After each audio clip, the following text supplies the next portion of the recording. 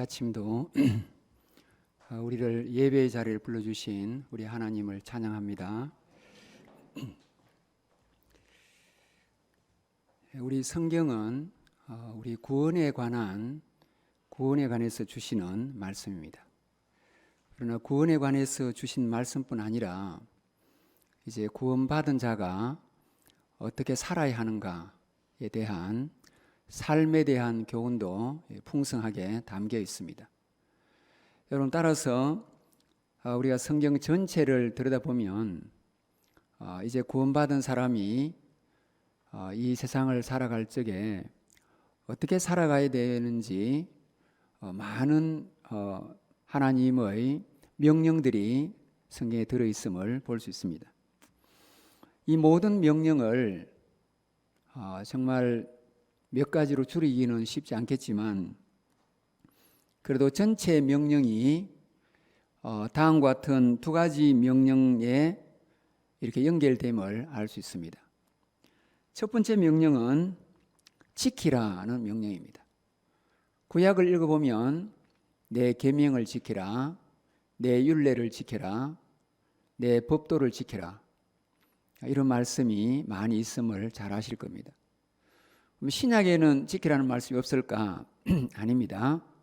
신약은 지키라는 내용은 다르지만은 너 자신을 지켜라, 너를 지켜라, 또 자기를 지켜라, 이런 말씀이 많이 있습니다. 왜 하나님께서 이 말씀하셨을까요? 우리가 살아가는 이 삶의 현장은 교회와 달리 믿음의 현장은 아닙니다. 우리가 사는 이 삶의 터전은 죄의 진창길을 걷는 그런 사람들이 살고 있는 곳이기 때문에 불자들과 달리 이 세상을 떠나서 저 골 깊고 산 깊은 곳에 가서 살면 그런 유혹을 좀 덜 받을지 몰라도 이렇게 우리처럼 도시의 한복판에 개인적으로도 살고 또 교회도 이렇게 있다 보면 자연히 이 세상으로부터 영향을 받고 이 세상의 죄악된 풍속으로부터 자유하지 못함을 볼 수가 있습니다. 그래서 구약 성경은 이스라엘 백성들이 애굽의 포로로 잡혀갔을 적에 그리고 또 바벨론에 그렇게 잡혀갔을 적에 하나님께서는 그 애굽과 바벨론의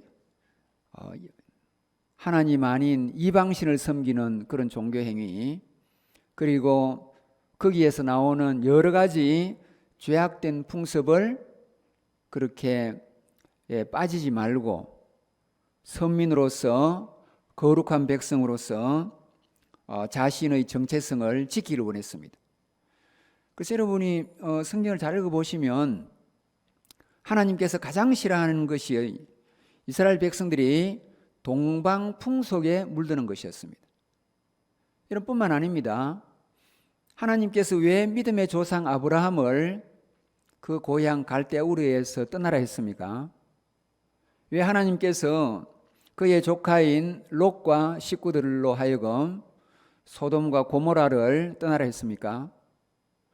그곳에 있다가는 그곳에서의 이방 풍속, 이방신을 섬기고 또 죄악된 삶을 사는 자리에 머물러 있고 그것으로 물들 수 있어서 하나님의 백성으로서의 거룩함을 지키기 위해서 아브라함도 고향을 떠나라, 그리고 소돔과 고모라로부터 롯과 그의 식구들을 떠나도록 했습니다. 자, 이렇게 여러분 구약부터 신약 이르기까지 하나님께서는 땅 위에 살지만 하늘나라의 백성이 된 저와 여러분들을 두고 자기를 지켜라, 하나님의 백성된 정체성을 지켜라, 영적인 자기의 자아를 지켜라, 그렇게 가르칩니다. 자, 이런 명령 외에 또 다른 하나의 명령이 많이 나오는 게 있는데 그것은 바뀌라, 변화라 라는 말입니다. 여러분, 이 말씀은 많은 군데에 나옵니다. 예를 들어서 주저앉지 말고 일어나라, 걷지 말고 뛰어라, 다름박질하라, 경주를 해라, 열심을 내어라, 깨어 있으라. 여러분, 이런 모든 명령이 무엇입니까? 지금 현 상태로 그래 머물지 말고 뭔가 좀 활동하고 움직이고 바뀌고 또 변화되라는 것입니다. 자, 얼핏 보면 지키라는 말씀과 변화되라는 이 명령은 서로가 상충되고 모순되는 것처럼 보입니다. 그러나 여러분 잘 들여다보면 이 두 가지 명령은 동전의 양면처럼 사실은 같은 것을 말하는 겁니다. 다시 말하면 좀 잘 되어라는 뜻입니다. 물들지 말고 자기 정체성을 지키고 가만히 있지 말고 조금 그 정체성을 지켜가고 잘 되고 현재 우리가 세속에 물들지 않고 또 앞으로 우리가 좀 더 성장하고 자라기를 바라는 하나님의 우려와 기대감이 담긴 말씀입니다. 자, 그러면 이 두 가지 명령 앞에서 오늘 예배를 드리는 저와 여러분의 모습을 한번 살펴보면 어떻습니까? 지키라는 명령은 아마 이 예배에 참석하신 우리 성도님들이나 또 우리에게는 아마 비교적 우리가 잘 수행하고 있는 명령인 듯 합니다. 코로나가 거의 이제 막판에 접어들면서 이제 모이는 것도 자유롭게 다 허용되어 있는데도 코로나의 그 여파로 아직까지 교회에 나오지 않는 이전의 성도들이 교회마다 있습니다. 차츰차츰 믿음의 자리에서 멀어져 가면서 교회로 이렇게 돌리는 것보다 우리 세상으로 자꾸 방향을 틀면서 지키지 못한, 지키는 데에 연약한 이런 성도들도 있습니다. 자, 그런데 이 시간에 예배를 드리러 이 자리에 오신 우리 모두는 이 지키라, 믿음의 자리를 지키고 교회의 성도로서의 자리를 지키고 교회에서의 장로님이나 권사님이나 집사님으로서 자기를 지키는 것은 아마 잘 하고 있는 분들입니다. 자, 첫 번째 명령은 우리 모두가 비교적 잘 합니다. 이제 문제는 어디에 있냐 하면 이 두 번째 명령입니다. 이 두 번째 명령을 잘 보면 사실은 변화되고 자라고 성장하고 열심을 내고 일어나고 힘을 내고 이런 말씀인데 이 말씀을 보고 우리 자신과 아니 우리 한국교회 전체를 바라보면 이 말씀에는 좀 부끄러운 점이 많이 있습니다. 수십 년을 신앙생활을 해도 잘 바뀌지 않습니다. 아마 설교를 들은 경력을 치면 아마 최소한 수천 번 들었을 겁니다. 수백 번 들었을 겁니다. 그런데도 그 말씀에 따라서 바뀌지 않습니다. 직분을 주면 좀 변화될 것 같은데 전혀 변화되지 않고 있습니다. 여러분, 따라서 지키지 못한 성도들도 문제지만은 자리를 지키기는 하되 바뀌지 않는 맹숭맹숭하고 변화가 되지 않는 이러한 우리 자신의 모습도 정말 중요한 문제라는 것을 인식할 수가 있습니다. 여러분, 따라서 우리가 지금 이렇게 많은 한국교회에 교회가 있고 성도가 있는데도 불구하고 정말 복음을 위해서 하나님의 나라를 위해서 베드로나 바울처럼 이렇게 거의 복음의 광이 되어서 나서는 그런 사람들은 별로 없고 다 그저 겨우 지키기만 지키지 그렇게 열정과 열심을 가지고 하나님 나라에 자기를 불타듯이 그렇게 헌신하는 자들이 평신도 가운데도 심지어 목회자 가운데도 매우 드문 것이 오늘 우리의 적나라한 현실이요 자화상이라고 할 수가 있습니다. 자, 그럼 이제 우리가 이런 현상을 보고 우리 스스로 좀 실망할 수 있습니다. 왜 우리가 이 모양일까? 내 교회가 이 모양일까? 이렇게 생각할 수 있습니다. 근데 우리가 그렇게 실망할 필요가 없는 게 사실은 이러한 모습은 성경에도 그것도 신약에도 나타나 있습니다. 자, 여러분 한번 생각해 봅시다. 우리 예수님께서 지상에 오셔서 3년간 공사역을 하셨습니다. 그것은 정말 짧은 그 사역이었습니다. 저도 여러분 지금 우리 고신대학교에 재직한 지가 30년이 넘었습니다. 그런데 우리 예수님은 우리 김덕현 목사님도 다대교회 심호하신 지가 제가 잘 모르겠습니다만 거의 한 20년쯤 안 되겠나. 저 추정은 어머님 10몇 년, 20년 가까이 안 되는 그리 싶습니다. 오래 계신 걸로 알고 있으니까. 그런데 우리 예수님은 저 같은 경우에 비해서 공사역을 10분의 1만 하셨다고. 3년.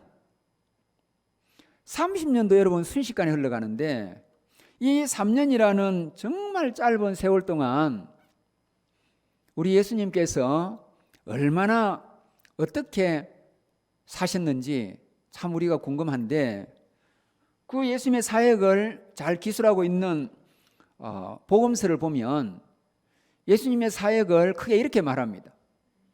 회당에서 가르치시고 또 천국 복음을 전파하시고 또 병든 자들과 약한 자들을 고치셨다. 여러분이 마태복음에도 이게 한 2번 나오고 또 다른 복음에도 이렇게 많이 나오는데, 예수님 사역을 영어로 이야기하면 가르치는 거 teaching, 전하는 거 healing, 전하는 거 preaching, 고치는 거 healing. 이 3가지 사역입니다. 우리가 속해 있는 우리 고신의 교단에는 중요한 3기관이 있습니다. 저도 몸을 담고 있습니다만은 대학, 천안에 있는 신학대학원, 그리고 송도에 있는 우리 고신대 복음병원. 여러분 이 3가지를 잘 보면 한국의 다른 교단의 학교에 기관에 없는 것이 우리가 딱 있는데, 이렇게 우리는 3가지를 다 하고 있습니다. 대학은 티칭 가르치고, 신학대학원은 프리칭 전하고, 병원은 병든 자들을 고치니까 힐링하고.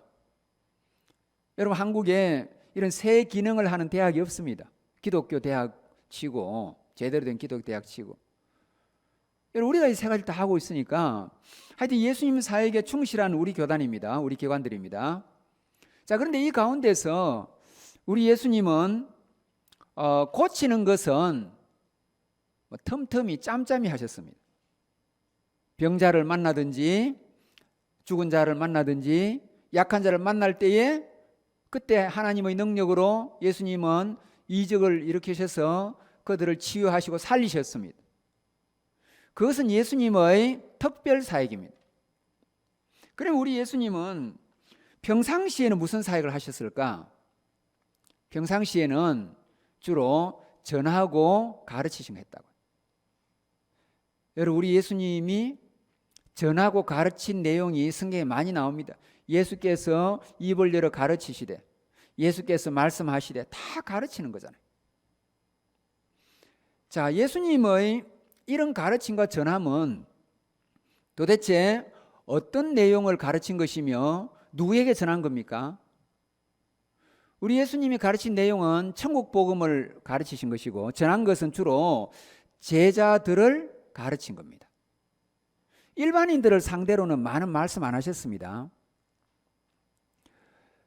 흔히 톨스토이 같은 사람들이 기독교의 대표적인 윤리가 마태복음 5, 6장의 산상보훈이라고 이야기합니다. 이 산상보훈은 기독교가 인류에게 던지는 가장 중요한 윤리적인 가르침이라고, 도덕적인 교훈으로 그렇게 봅니다. 근데 여러분 산상보훈이 시작되는 마태복음 5장의 초두를 한번 기억해 보십시오. 이렇게 시작됩니다. 예수께서 무리를 보시고 산에 올라가 앉으시니 제자들이 나아온지라. 입을 열어 가르쳐 가라사대 심령이 가난한 자는 복이 있나니 천국이 저희 것이며. 자, 여러분 예수님께서 산 아래서 무리를 보셨습니다. 많은 무리가 이적을 행하시고 말씀을 전하시는 예수님에게 모여든 겁니다. 그리고 예수님께서 무리에게 전한 게 아니고 너무 무리가 많이 모이고 이러니까 호젓하고 한적한 곳을 좋아하시는 예수님께서 산으로 올라갔습니다. 그러니까 무리가 따라온 게 아니고 제자들이 나와왔습니다. 제자들이 따라왔다고요. 그래서 그 제자들에게 입을 열어 가르쳐 가라사대라는 거니까 팔복을 비롯한 빛과 소금의 비유를 비롯한 산상보훈의 많은 그 교훈들은 일반 민중들에게 주는 그런 게 아니라 예수님을 따르는 그 시대의 제자들, 이 시대의 제자인 저와 여러분에게 주시는 영적인 말씀이라고요. 하여튼 예수님의 가르침은 주로 제자들에게 집중됐습니다. 예수님은 제자들에게 비유로 가르치시고 설명으로 가르치시고 뭐 예를 들어서 설명하시고 그리고 자기가 모범법으로 몸소 발도 씻기시고 헌신하는 걸 모습을 통해서 또 가르치시고 그렇게 함으로써 이 제자들을 훈련시켰습니다. 여러분 예수님의 공사역을 기억해 보십시오. 제일 먼저 공사역을 시작할 때 제일 먼저 하신 일이 마귀에게 시험 받고 난 이후에 바로 제자를 불렀습니다. 갈릴리를 다니면서 해변을 다니면서 베드로와 안드레를 부르시고 야고보와 요한을 불렀고 그리고 일터에 있는 많은 제자들을 불러가지고 제자 12명을 규합을 해가지고 이 12명은 오늘날 학교에 다니는 학생들처럼 집에 있다가 학교에서 배우고 또 집에 돌아오고 이런 게 아니라 제자들은 아예 집을 떠나고 마을을 떠나고 일터를 떠나고 직장을 떠나고 모든 옛 친척들 친구들 다 떠나가지고 아예 예수님을 계속 삶에서 따라다니면서 배운 겁니다.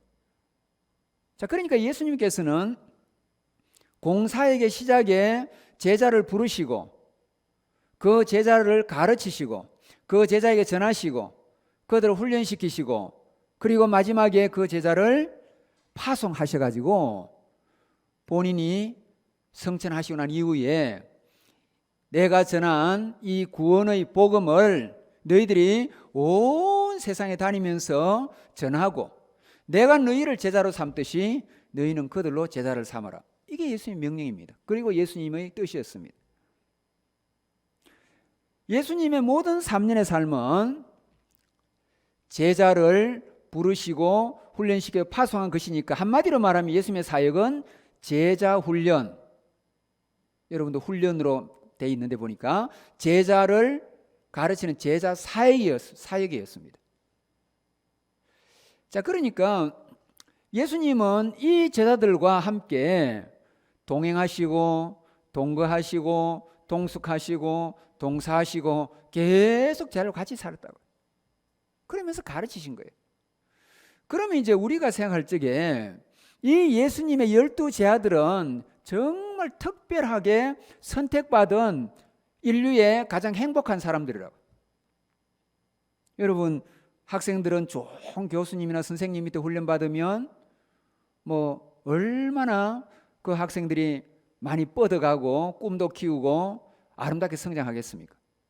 좋은 선생님 만나는 건 대단한 겁니다. 좋은 목사님 만나는 건 대단한 겁니다. 여러분 그러니까 인간의 스승과 인간의 영적 지도자를 만나도 좋은 사람을 만나면 이렇게 우리가 성장하고 좋듯이 예수님, 하나님이신 예수님을 이 땅에 오신 예수님을 선생님으로 모시는 그 제자들의 그 특권, 그 행복감, 그 프라이드, 그 자존감은 얼마나 대단하겠습니까? 예수님을 만나기 전에 그들은 갈릴리 바다에서 그저 고기 잡는 어부였는데 예수님을 만나온 이후에는 갈릴리 바다와 비교가 안 되는 세상이라는 광활한 바다에서 천하보다 귀한 고기 그거 몇만 마리보다 더 귀한 사람 낚는 영적인 어부가 된 거라고요. 대단한 거죠. 그리고 이 예수님이 가르쳤으니까 얼마나 사람들이 놀랍게 잘 배우고 훈련받고 바뀌겠습니까? 그런데 여러분 정말 놀랍게도 예수님께서 그렇게 다니시면서 제자훈련시키고 가르쳤는데 복음서 마지막까지 이 제자들이 달라진 모습이 별로 없습니다. 예수님이 한번 파송을 해가지고 사람을 보내봤는데 나가서 귀신도 쫓아내지 못하고 병자도 고치지 못하고 말씀을 제대로 전하지도 못했습니다. 그리고 예수님이 마지막에 위기를 당하셨을 때에 이 제자들이 다 흩어졌습니다. 예수님이 위험을 가지고 군중들을 대동하고 다니시면서 502여의 기적을 행하고 그리고 환자들을 병자들을 살리시고 천국 능력을 이렇게 일으키실 때는 이 따라다니는 제자들이 이 예수님이 이렇게 민중의 환호를 받는다 해가지고 우쭐댔습니다. 우쭐대면서 마치 오늘날 대통령의 무슨 경호실 직원들처럼 예수님을 호위하고 다니면서 예수님을 보호한답시고 칼을 차고 다녔다고요. 베드로만 칼 찬 거 아닙니다. 여러분이 복음서를 누가복음을 잘 읽어보면 우리 가운데 검이 2자루가 있습니다. 이 말이에요. 베드로만 칼 찬 게 아니라 뭐 안드레가 찼든지 아니면 베드로가 뭐 쌍칼로 양쪽에 찼든지 하여튼 칼이 2자루입니다. 그리고 왜 검을 패하고 평화를 주러 온 이 땅의 구세주인 예수님의 수제자가 왜 3년 동안 칼 차고 폼 잡고 왜 그렇게 돌아다녔습니까? 예수님이 좋아하지도 않은 걸 뻔히 아는데 왜 수제자이면서 제자의 대표인 베드로가 칼 차고 폼 잡고 다른 자도 한 칼 차고 왜 예수님 주변에 얼쩡거렸습니까? 자기들이 예수님의 경호실장, 예수님의 수호천사처럼 우리 약한 예수님을 보호하기 위해서 보호하겠다 이거죠. 그리고 칼 차고 좀 이렇게 폼을 잡는 겁니다. 그러다가 결정적인 순간에 겟세마네 동산에서 이렇게 말고의 길을 자르는 그런 일을 했잖아요. 여러분 이것이 뭘 말합니까? 이 제자들이 예수님의 인기가 있을 때는 예수님을 보호한답시고 이렇게 하고 그리고 아이들이나 여자들이 예수님 가까이 오려면은 막 자기들이 막아서 가지고 우리 스님 가까이 오지 못하도록 다 이래 했다고요. 지금 요즘 정치인들처럼 막 그래 했다고요. 그런데 그렇게 민중의 추앙을 받을 때에 그 예수님 마치 로마의 성전한 장군처럼 백마를 타고 로마의 개선문으로 들어가는 그러한 장군처럼 그 모습은 아니라 하더라도 우리 예수님께서 조랑말을 타고 어린 나귀를 타고 베들레헴 들어가실 적에 길에다 옷을 깔고 종려나무 가지를 흔들면서 호산나로 외치던 그런 무리들이었고 그 무리들을 볼 때는 제 아들이 우쭐했다고요. 그런데 이 예수님이 갑자기 예루살렘에 들어가시자마자 죄인으로 체포를 당하시고 그리고 고문을 받으시고 채찍을 당하시고 가시면류관 쓰시고 그리고 또 뭐 했습니까? 십자가에 형을 받기 위해서 십자가를 지고 이렇게 골고다 언덕으로 예수님이 가시는 그 모습을 볼 때 이 제자들은 앞에 그 예수님의 군중 환호를 받던 모습하고 전혀 다른 죄인의 모습을 보는 순간 행여나 자기들도 이 예수님을 따라다닌 걸로 발각될까 싶었어. 혹시 자기들도 예수님처럼 저렇게 붙잡혀가지고 죽을까 싶어서 다 36개 주랭랑을 쳤습니다. 심지어 베드로 수제자도 칼차고 돌아다니는 그도 여종이 당신도 그와 함께 있었다라고 할 적에 예수님을 부인하는 정도가 아니었습니다. 욕하고 잡아떼고 예수님을 저주하고 달아나 버렸다고요. 소크라테스의 제자들도 그리 안 했습니다. 아마 우리도 그리 안 할 겁니다. 일제치하에 한상도 목사님 체포당하고 손양은 목사님 체포당하면 나는 저 사람하고 상관없습니다. 우리 성도들 그리 안 했습니다. 다 기도하고 같이 지도자랑 같이 체포당하고 같이 기도하고 모여서 합심기도하고 6.25 때 일제 때 우리 성도들 그랬잖아요. 그러면은 예수님의 제자라면 예수님이 체포를 당했으면 같이 베드로를 중심으로 모여서 합심기도 하든지 아니면은 예수님을 살리기 위하든지 뭐 논의를 하든지 그거라도 해야 되는데 딱 잡아 떼뿌리고 욕하고 저주하고 수제자부터 달아났고 대부분의 제자들이 엠마오로 낙향을 했든지 아니면은 갈릴리의 옛 일터로 돌아가 버렸습니다. 저는 한마디로 예수님 아무리 교육시켜봤자 완전히 교육은 의미가 없는, 교육의 열매가 없는, 마치 예수님의 교육은 실패한 교육이라고요. 예수님 교육시켜봤자 아무도 바뀌지 않았습니다. 예수님이 교회가 더 안 바뀌는데 우리 김 목사님이 얼마나 말씀도 잘 전하시고 인품도 좋은 목사님이신데 아무리 목회해도 안 바뀐다고요, 사람들이. 제가 무슨 신학대학 교수라고 와서 설교해도 한문 설교도 바뀌지 않겠지요. 예수님의 교회가 더 안 바뀌는데. 그러니까 여러분 여기에서 이 목회하고 설교하는 분들의 그런 좌절감, 절망들이 있습니다. 저 우리 목사님만 들은 건 아니고 다른 분들이 들어보면 어느 교회에 10년을 목회했는데 10년을 목회 설교를 얼마나 했겠습니까? 성도가 하나도 안 달라지더라고요. 또 그대로 하나도 성장된 모습이 없고 하나도 바뀐 모습이 없고 하나도 더 열심히 낸 게 없고 믿음의 분량이 자라지가 않는 거예요. 또 절망감이 안 생기겠습니까? 근데 제가 목회자를 보고 그럽니다. 예수님도 그랬는데 뭐 절망할 필요 없다고. 예수님도 실패한 것 같아요. 제 아들 아무도 안 달라졌습니다. 달라진 사람이 거의 없었어요. 그런데 이런 제자들이 딱 사도행전으로 복음서에서 딱 2장만 뛰어넘으면 그렇게 오합지졸들이요 형편없었던 그 제자들이 2장만 딱 뛰어넘어가면 놀랍게 달라집니다. 어떻게 달라졌습니까? 달아나던 베드로부터 겁이 없어졌습니다.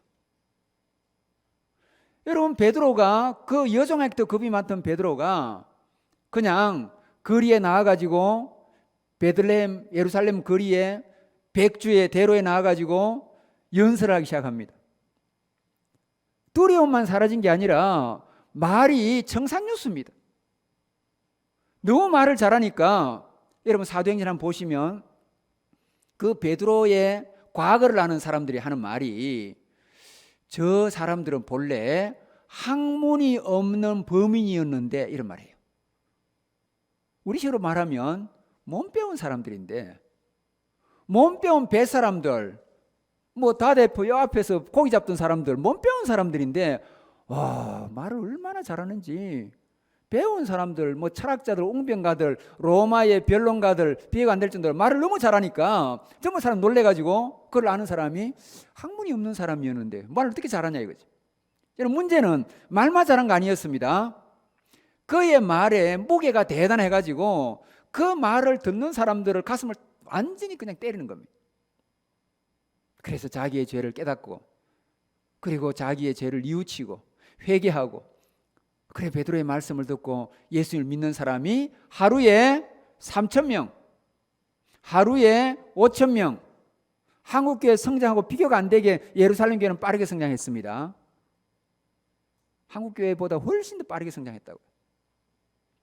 여러분 이게 누가 하는 겁니까? 이 제자들의 전도 설교 때문에 이렇게 바뀌는 겁니다.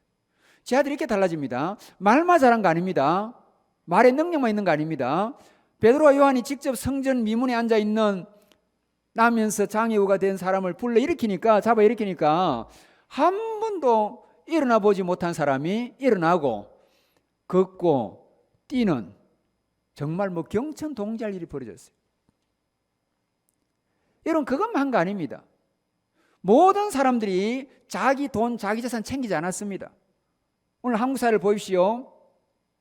땅 한 평 가지려고 어디 땅 투기 한번 해보려고 그리고 아파트 조그마한 거 하나 장만해 보려고 물론 집이 없는 분들은 그런 수고 이해가 되는데 많이 가진 사람들도 여전히 혈안이 되어가지고 온데 투기하고 더 가지 보려고.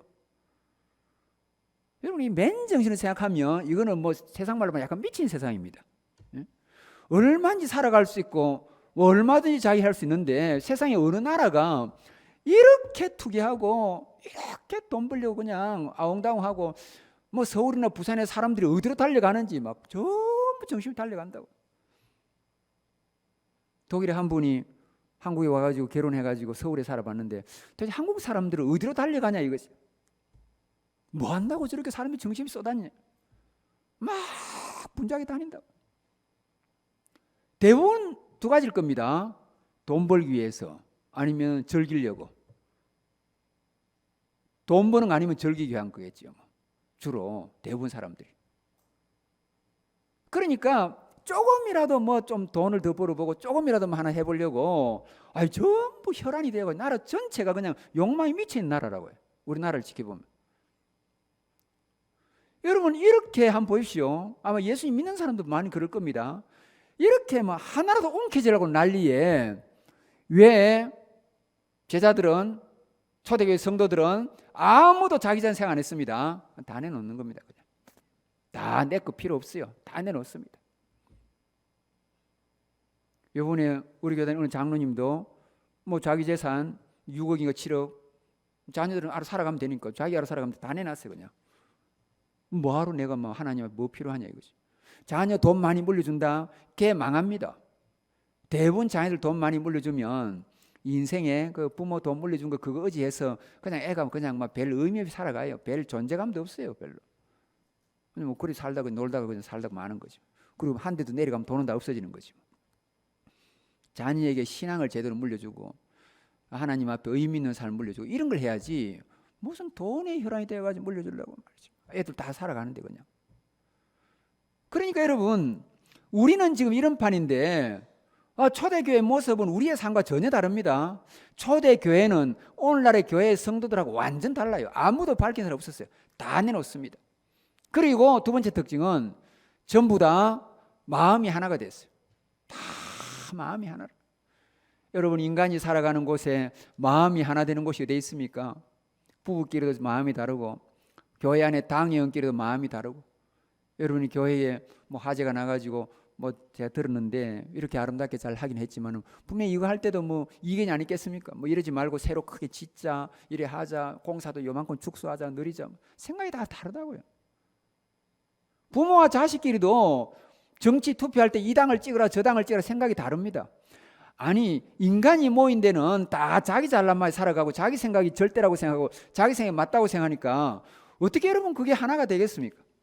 그런데 이 초대교회의 이 제자들이 성도들이 다 하나가 되었어요.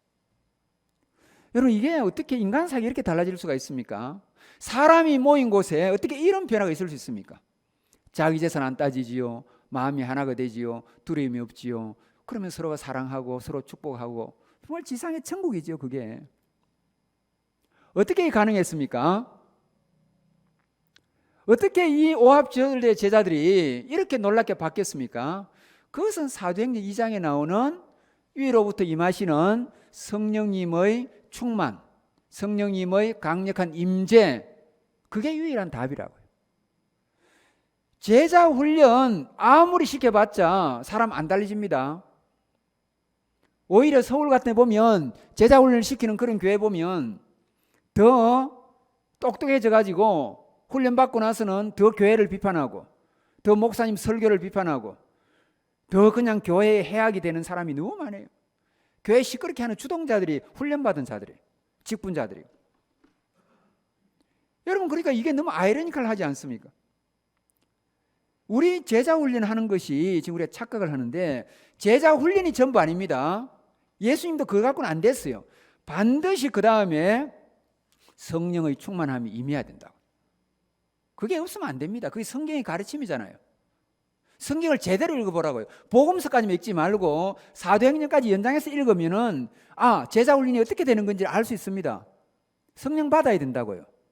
그러면은 성령을 받기 전에 그 제자의 교육은 의미가 없을까? 그럼 예수님 교육은 의미가 없고 우리 설교도 의미가 없고 오늘 제 설교도 의미가 없고 뭐 주일학 교육도 의미가 없을까? 아닙니다. 훈련을 받고 말씀을 들어야 그때 성령이 임해야 역사가 일어나는 겁니다.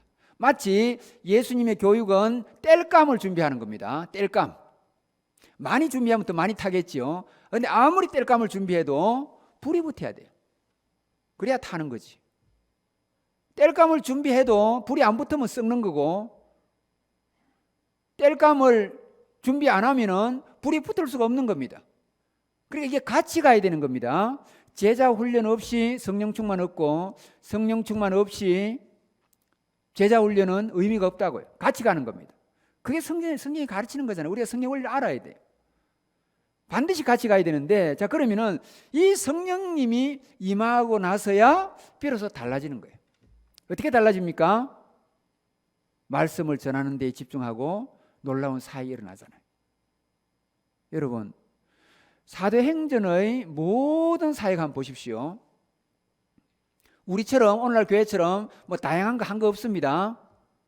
성령 받기 위해서 기도하고, 성령 받고 나서 전도하고, 성령 충만을 중심으로 양도라고, 양도. 오늘날의 교회는 뭐 프로그램이 얼마나 많은지. 예루살렘 교회도 5장에 가기 시작해, 사도행전 5장에 가면 구제를 하기 시작하면서 싸웁니다. 구제하기 시작하면 싸운다고요. 그 전에 있는 1장에 4장까지 교회가 제대로 된 교회의 모습인데, 거기는 제가 방금 말한 요 내용까지입니다. 기도하고 성령 받고 전도하고, 다른 거 없습니다. 여러분, 따라서 우리가 오늘 제가 설교의 제목 영혼의 봄날인데, 성령님의 역사가 임하지 않으면 영적인 죽음, 영적인 동토, 겨울 같다고요. 성령 충만이 임해야 이 생명의 싹이 일어나고 복음의 역사가 일어나고 거기에 줄기가 자라고 잎사귀가 무성하고 열매가 맺히고 하나님의 나라가 뻗어가고 확장되어 간다고요. 그럼 이제 결론이 이겁니다.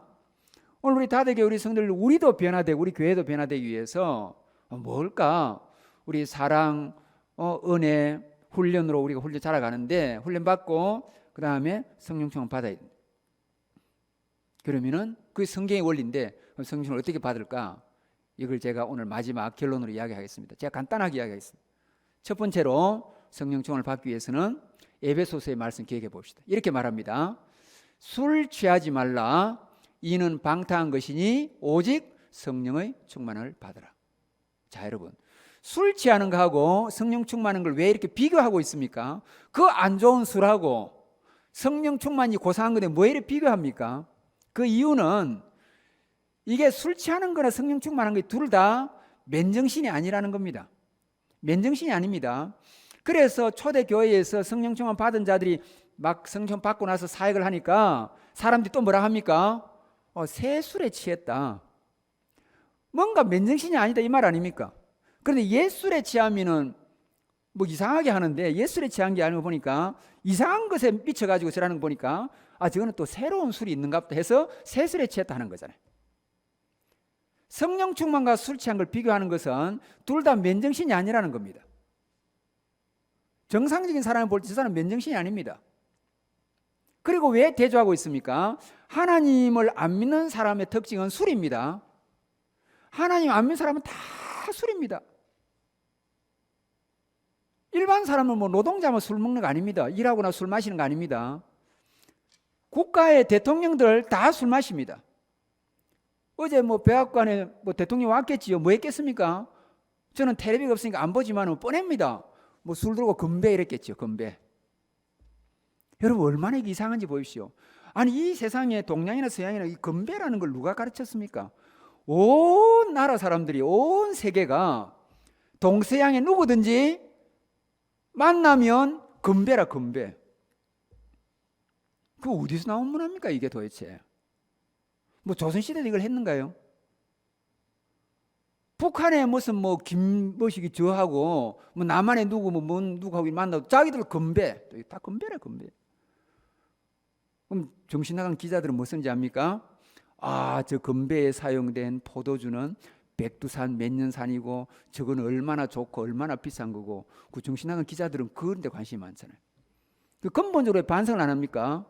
맨 정신으로 정치를 못하는 양반들이 한 잔씩 취해가지고 무슨 정치를 하는 겁니까? 왜 주로 건배를 해야 되는가?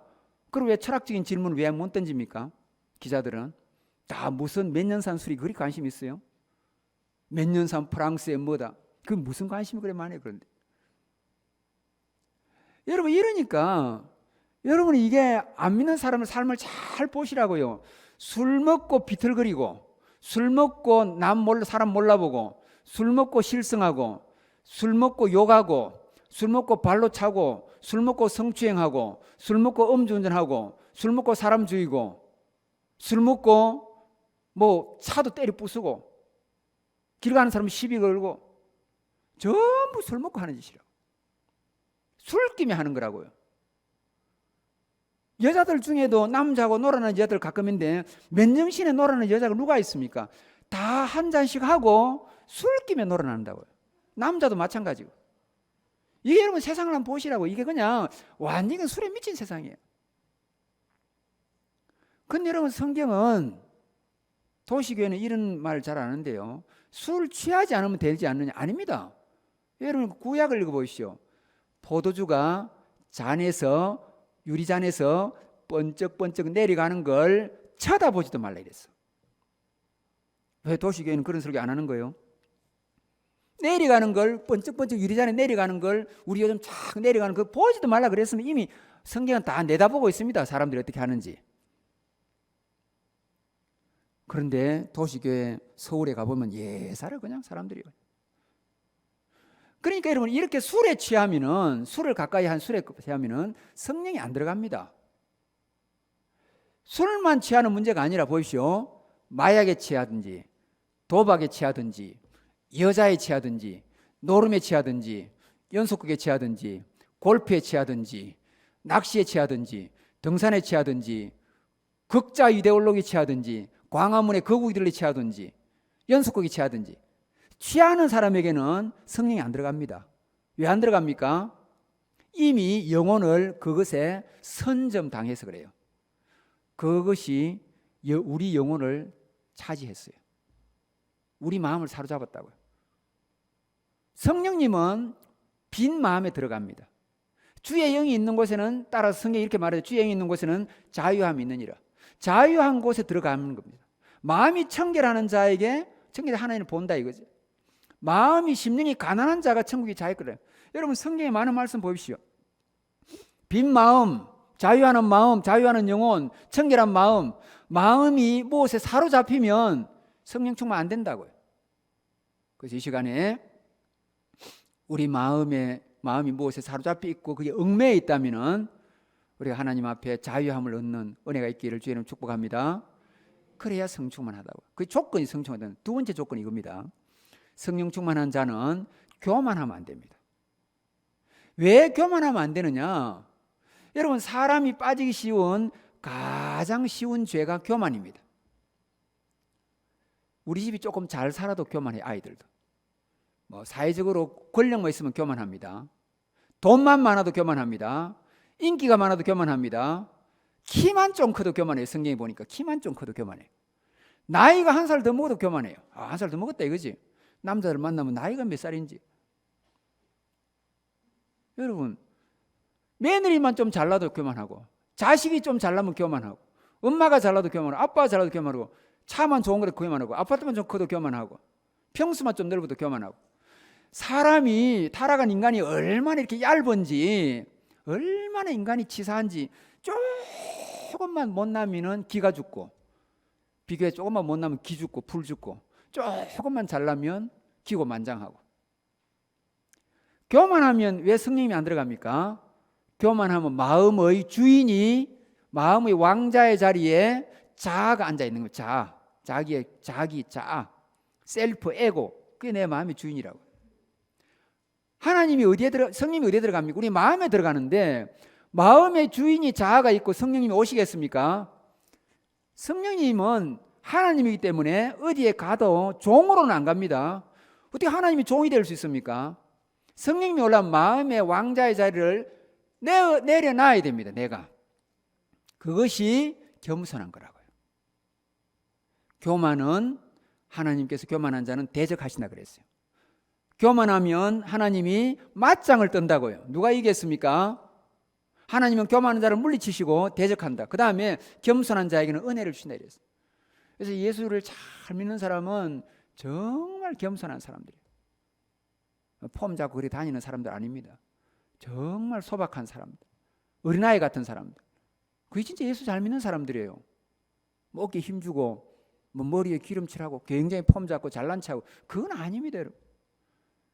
자기 사회적인 지위가 있고 뭐 좀 권력이 있고 무슨 내가 좀 뭐 대형 교회고 큰 교회고 그게 중요한 게 아니라고요. 하나님 앞에서 진짜 좋은 사람들, 어린아이처럼 겸손하고 순수하고 겸손한 사람. 여러분, 따라서 겸손함으로 성령 충만한 저 여러분 되기를 주의 이름으로 축복합니다. 세 번째로는 성령님은 더러운 곳에는 가지 않으니까 우리가 늘 죄를 회개해야 돼요. 여러분, 우리가 뭘로 죄를 많이 짓습니까? 손발로 짓는 죄는 거의 없습니다. 여러분 중에 뭐 도둑질하고 발로 남을 차고 그런 사람 별로 없지요. 입으로 죄를 많이 짓겠지요. 비난하고 자랑하고 욕하고 거짓말하고 뻥튀기 하고 막 도도하고 입으로 다, 또 눈으로 입으로 죄를 짓겠죠. 그런데 손발로 짓는 죄는 어쩌다가 짓고 입으로 짓는 죄는 종종 짓는다면 항상 죄를 짓고 쉬지 않고 죄를 짓고 밤낮으로 죄를 짓는 게 있는데 그게 우리의 마음입니다. 생각입니다. 생각으로는 남이 안 보니까 욕하고 마음으로 남 욕하고 겉으로는 웃어도 마음으로 욕하고 마음으로는 남을 따지고 마음으로는 자기 잘난 척하고 마음으로는 음란하고 마음으로는 간음하고 마음으로는 도둑질하고 마음으로는 살인하고 마음은 안 보이니까 마음으로는 우리는 늘 죄를 지어요. 그런데 성령님이 어디로 오십니까? 손발로 오고 입으로 오시는 게 아니라 마음으로 온다고요. 그럼 마음에 이런 죄가 누추하니까 마음에 죄를 많이 짓는 마음으로 오시니까 이 마음이 더러우면 성령님이 안 오시는 겁니다. 마음에 죄가 있으면 성령님이 안 오시는 거고 성령님이 들어있는데 죄를 지으면은 그 성령님이 뭘 추방하는 것이고 고문하는 것이고 내쫓는 일입니다. 성령님은 깨끗게 하시는 영만이 아니라 깨끗한 영이라고요. 성령님은 정결케 하는 영만 아니라 정결한 영입니다. 영어로 말하면 클리닝 스피릿만 아니라 클린 스피릿, 깨끗한 영이라고요. 그럼 우리 마음에 성령이 오시려면 어떻게 해야 됩니까? 늘 마음의 죄를 회개해야 돼요. 늘 마음의 죄는 자꾸 생기는 거니까 마음에 생길 때마다 계속 회개해야 됩니다. 그래서 기억하십시오. 사도행전 2장 38절 베드로가 이렇게 말합니다. 그 초대교회 설교를 이렇게 말해요. 너희가 회개하여 죄 사함을 받으라. 그리하면 성령을 선물로 얻으리니. 알겠지요? 회개하면 죄 사함도 주지만은 성령을 선물로 주시는 겁니다. 늘 회개하는 저와 여러분 되기를 주의 이름으로 축복합니다. 자, 이제 마지막으로 한 말씀 하겠습니다. 성령 충만 받기 위해서는 열심으로 기도해야 돼요. 여러분, 어제 아래 우리 고신대 총장님 새로 뽑혔는데 저는 앞에 총장입니다. 저는 젊은 나이에 부총장, 40대 초에 부총장, 총장도 빨리 했어요. 그러니까 이번에 뽑힌 총장 말고 그 앞에는 장로 총장이었는데 그 앞에 제가 총장 했다고요. 4년 다 임기 다 채웠습니다. 저 할 때 학교를 정말 튼튼하게 잘했어요. 그때 기반을 닦아가지고 솔직히 그 이후에도 좀 학교가 좀 안정되게 갔어요. 왜 그렇게 했느냐? 제가 여러분 하자마자 이미 벌써 8, 9년 전이죠. 하자마자 제가 기도운동부터 시작했어요. 그래서 우리가 기도하러 올라가자. 이래서 우리 교수들하고 학생들하고 무척산 기도, 우리 옛날에 일제 때 기도하는 곳에 기도하러 올라가서 그 기도원이 어려울 때에 우리가 기도원을 학교에서 인수해가지고 교회가 헌금해가지고 인수해서 지금은 무척산 기도원이 고신대 경건훈련원입니다. 차 타고 들어가는 기도원하고 다릅니다. 저기는 걸어서 올라가야 돼요. 옛날에 임금 만나러 가려면 말 타고 궁궐까지 못 갑니다. 말에서 내려서 걸어가야 돼요. 임금에 대한 예의 때문에. 그래서 하마정이라고 있죠. 하마정 서울에. 그게 뭐냐 하면 말에서 거기서 내려가지고 궁궐로 가야 돼요. 걸어가야 돼요. 하나님 앞에 기도하러 가는데 차로 싹 들어가 먹을 것도 많이 싣고 가서 싹 들어가서 그냥 신나게 가가지고 기도하고, 그거보다 산 밑에서 걸어가야 올라가야지. 하나님 앞에 걸어가는, 모세가 시내산 걸어갔듯이 걸어가는, 얼마나 무척산 좋은지 모릅니다. 찾길 낼 필요 없습니다. 걸어가야 됩니다. 기도하러. 우리 걸어갔어요. 늘 그렇게. 대총장 임기 4년 동안 한 달도 안 빠졌습니다. 빠지게 되면 날짜를 바꿨어요. 제가 올라가도록 하기 위해서. 총장이 과연 따라오지 사람들이. 저는 한 번도 안 빠졌어요. 기도하러. 그것이 여러분 하나님 나라 운동의 기초라고요. 기도 없이 하나님 나라 운동이 되지가 않습니다. 모든 우리의 일은 기도로 되는 거예요. 자, 사도행전에 성령 충만 받을 때에 이 성도들이 기도를 했는데 어떻게 기도했느냐? 여러분 사도행전에 모든 군대에 나타납니다. 제 말씀 듣고 나중에 찾아보십시오. 기도하니라 앞에 부사가 딱 하나 있어요. 부사. 모든 기도하는데 앞에 부사가 하나 붙어 있어요. 그것이 오로지라고. 오로지 기도에 힘쓰니라. 오로지 기도에 힘쓰니라. 오로지 기도에 힘쓰니라. 오로지 기도에 다 오로지. 기도만 주목하면 안 됩니다. 오로지에 주목해야 돼. 성령 충만 받기 위해서는 집중 기도에만 집중하는 거예요. 금식 기도, 통성 기도, 상 기도, 골방 기도, 기도하는 거예요. 여러분 그렇게 하면 살지 못할 성도가 없고 은혜 없는 가정이 없고 성령 충만하지 않는 교회가 없고 부흥되지 않는 하나님의 나라가 없습니다. 기도에 집중해야 돼요, 여러분. 그래야 하나님께서 역사하시죠. 그리고 우리 영적으로 깨닫게 되고 간절히 사모하면서 성령 충만을 사면서 기도에 집중해야 됩니다. 자, 말씀의 결론을 내립니다. 여러분, 우리는 성경에서 원리를 찾아야 돼요. 그게 뭘까? 우리가 아무리 말씀 중심, 교리 중심, 신학 중심 해도 그것이 전부는 아니라고요. 뭔가 하나 부족한데 기도를 통해서 성령 충만의 역사가 있어야 됩니다. 그래야 개인도 살고 믿음의 가정과 교회와 한국 교회가 살아나는 겁니다. 그래야 하나님 나라 운동이 확장되는 겁니다. 그래야 복음의 광인들이 나오는 거예요. 바울 한 사람이 로마를 감당했습니다. 그런데 오늘 부산에 이렇게 많은 사람이 있는데도 부산 하나 감당 못합니다. 신천지 하나 감당 못합니다. 우리가 오히려 수세에 몰려 있다고요.